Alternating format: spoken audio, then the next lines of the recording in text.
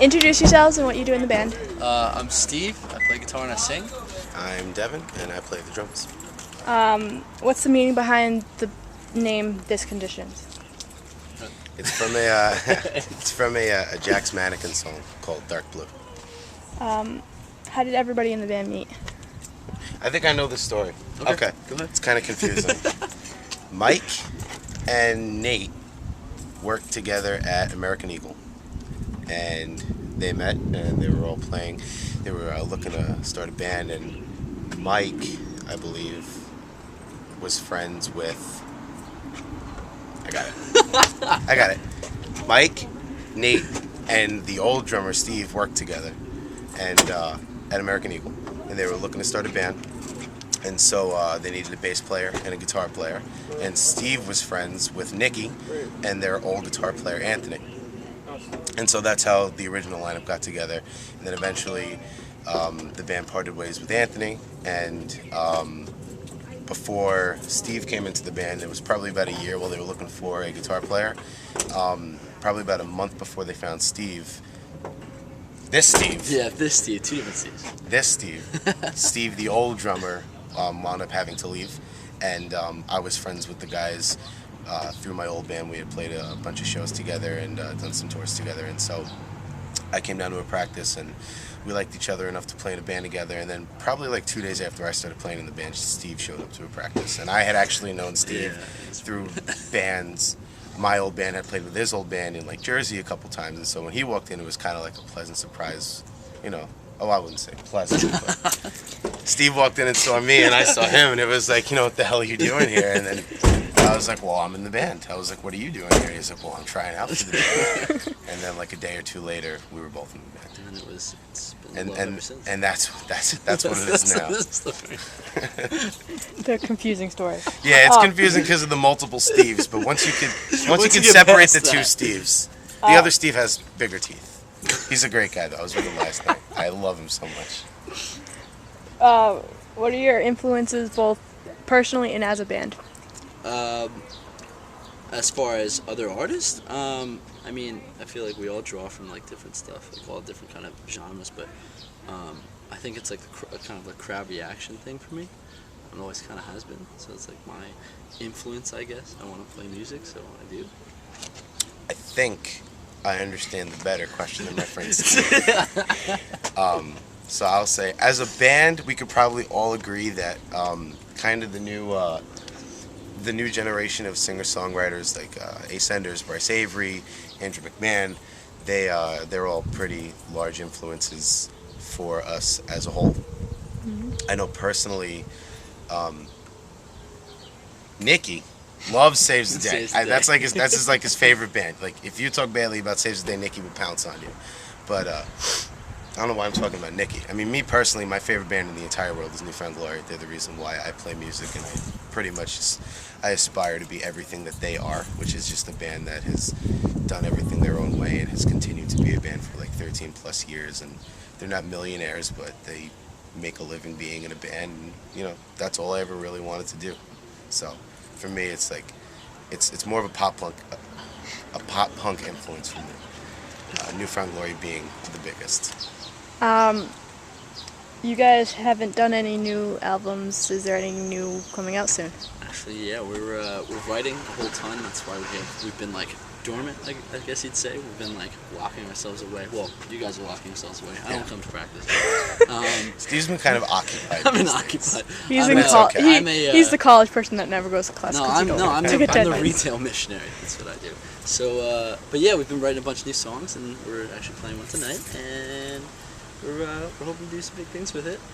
A lot of new songs. A lot of new songs. I mean, like it's been like choking each other, spending so much time together just writing these new songs. But I promise they're good, and it's probably not what anyone is expecting of us, which I also promise is a good thing. The new stuff is coming out really well. Hopefully we're going to start demoing them within the next few weeks, and then I'm not even going to say when we'll start recording them for a release because I have absolutely no idea. But eventually a new album of some sort, whether it's an EP or a full length, will be out. I would hope within the next 6 months. I think that's a safe number. 6 months. What's your favorite This Condition song in general, and what's your favorite to play live, and why? Scratch my chin for Okay. this one. Well, I've always loved the song Some Nights and to play live, but my favorite song right now is Stay Right Here. I guess I have to agree with Steve. I don't know. I think my favorite song. It's a tie between Some Nights and She Loves Me. I like playing She Loves Me a lot. Whenever I get Devin to agree with me, it's like it makes my day. So It's a rare occurrence. You caught it on film. You so. caught it on film. Keep this. What's the weirdest thing a fan has ever given or said to you? Fan gave me Hanukkah presents during the holidays last year. That's really nice. Her name is Aubrey, and she's really awesome. And when I found out she wasn't coming today, and I was pretty bummed about that. But she was sensitive to my choice of religion, and instead of giving me a Christmas present, she actually got me 8 Hanukkah presents, and they were all really, really thoughtful. Like, a lot of them were stuff that I probably would not use ever, but really thoughtful presents. Like, one of the presents was a hard hat. She got me a hard hat, and like she wrote like some stuff on it because we had played a show in Manhattan in November, and the drum riser was very inconveniently located right under the light fixture, and every time I stood up, I would crack my head on the light fixture. So she got me a hard hat to protect me in case I ever ran into another situation like that, among a bunch of other things, which were all very, very thoughtful. I guess weirdness. I've been followed around at a venue. That was a little strange, but we had a green room, so we got to hide. It's okay. No one wants to follow me around. What's the most embarrassing thing that's ever happened to you while on stage? Okay. This is not with This Condition, but my band played Bamboozle like 2 years ago, and I actually fell flat on my face after tripping over the mic cord, getting back on stage, like laid out completely. It was great. This Condition, I don't think I've done anything stupid. Probably no. It's gonna happen tonight. So it's not I would say probably consistently hitting my head on the light fixture at the show in That's Manhattan, pretty dumb. which Aubrey now got me a hard hat for, so I don't have to worry about that anymore. If anybody, who's not allowed to drive the van, and why? To drive the van? Mm-hmm. We give him so much shit. I'm a really good driver. I get distracted Oh my God. easily. Wait. There's a story of Devin drive the van. I really We pull like into this to keep up parking on lot. Twitter. That's the thing. I like to make sure I never have to read at least more than 35 tweets at a time. So I try to check it every 20 minutes or so. So Devin is tweeting while taking up 3 highway lanes, and basically it was just a tweet battle. We have frequent tweet battles over Twitter, and that one Devi got the brunt of it. So. I'd say now it's probably still me, just because I'm probably drunk more than anyone. So it's probably not the safest thing to let me get behind the wheel. See, what's interesting though is I don't drive a lot, and it's not because I'm not a good driver. It's just because I fly under the radar, and so I normally just sleep in the van. I've never been awake a single time when he's driven, ever. We give him the shifts where we know no one's going to be on the road.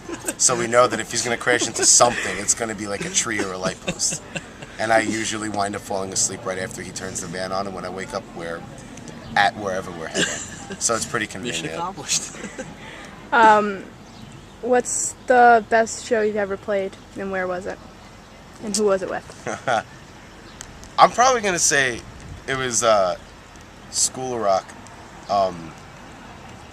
Kevin from Stereo Skyline asked us to play a couple dates on their headlining tour last summer because the Downtown Fiction had dropped off, and one of the dates that we played was in South Hackensack, New Jersey, at the School of Rock, and it was a really good show. It was completely sold out. Considering, Cash was also main support for that show, and they're from that area, so it was packed to capacity. And about 15 minutes before we were supposed to go on, Mike decided that we should get a bottle of Jameson. And so Nate and Mike hopped in a car with a friend that was at the show and took them to the liquor store, and I got a phone call probably about 5 minutes before we were supposed to play, and they were like, come to the van, we're going to have a quick drink before the set. And the quick drink was like half the bottle. And so when we started playing, all of us were completely sober because we had literally just finished drinking. And normally when you play a set and you start playing drunk, by the end of the set you've sweated it all out and you're completely sober and miserable and just you feel crappy. But this was a very, very special set. And like 2 songs in, me, Mike, and Nate we just looked at each other, and Mike was like, "Are you really drunk?" And I was like, "Yeah." And the rest of the set, it was just all downhill. And it was bad. We played great. I give us a lot of credit. No, we did. I give us a lot of credit because I've seen videos from that night, and we sounded really good. If you were not watching this, you would never know that we were drunk that night.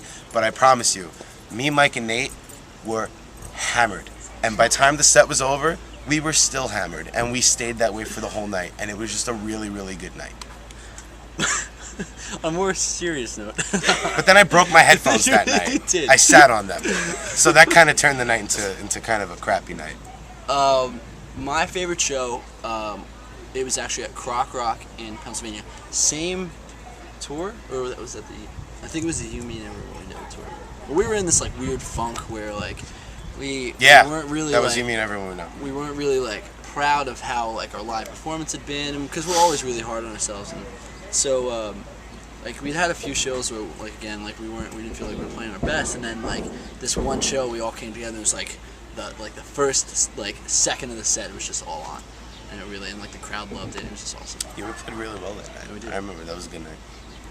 If you could change your band name, what would it be? Just a tip, just for a second. That's a good name. It's a good name, isn't it? I'd change it to Devin and the Conditions. Just because I love myself, and I think everyone else should. So, Devin and the Conditions. That's a good name. Fill in the blank. I'll quit this conditions when. I'll quit this condition when... I have no idea. I'll quit this condition when When Mike stops being an asshole. Because if Mike's not an asshole, it's then all gone. it means He's lost he's his changed, and mind. I don't want to know him. I don't want to know that Mike. I love hating this Mike. I don't want to not be able to hate him. I agree. It's unanimous. In a zombie attack, who would die first? Who would die last in the band? I would die last because I know everything about the zombies. It's my thing. Debbie would die first. I know nothing about zombies. And what weapon would you use to? Well, here's the thing. So, in a zombie attack, zombies Get ready for this. hunt primarily by sound. So, a loud weapon as far as a gun would be a bad idea because you just attract more. So, like blunt objects are your best bet. So you'd say like a baseball bat, or you'd say I'm getting made fun of. See again, the whole asshole thing. That was Mike over there. So I'm saying blunt objects. So you say baseball bat or anything like that. I have absolutely no comment on this. I have no comment at all. I'm glad you asked that I question. have no idea what to say. Links to Facebook, Twitter, YouTube, Tumblr, anything. It's all really simple. It's all this condition. Facebook.com/thiscondition, Twitter.com/thiscondition. Thiscondition.net, which goes to our Tumblr. That'll take you to everywhere. If you go to thiscondition.net, there's a little bar at the bottom or the side or whatever. It'll take you to our Twitter, our Facebook, our Tumblr, which is thiscondition.tumblr.com, which actually someone had the name This Condition. Her name, Andrea. Her name is Andrea, and I guess she just chooses bands that she likes as the name for her Tumblr. So at one point, her Tumblr was thiscondition.tumblr.com, and Nate asked if we could have it, and she gave it right to us. And now it's themovielife.tumblr.com, which is awesome because I love The Movie Life. Another one of my influences, going back to that question. But yeah, everything is just This Condition. Just place it accordingly to the website. Okay. Thank you. Thank you.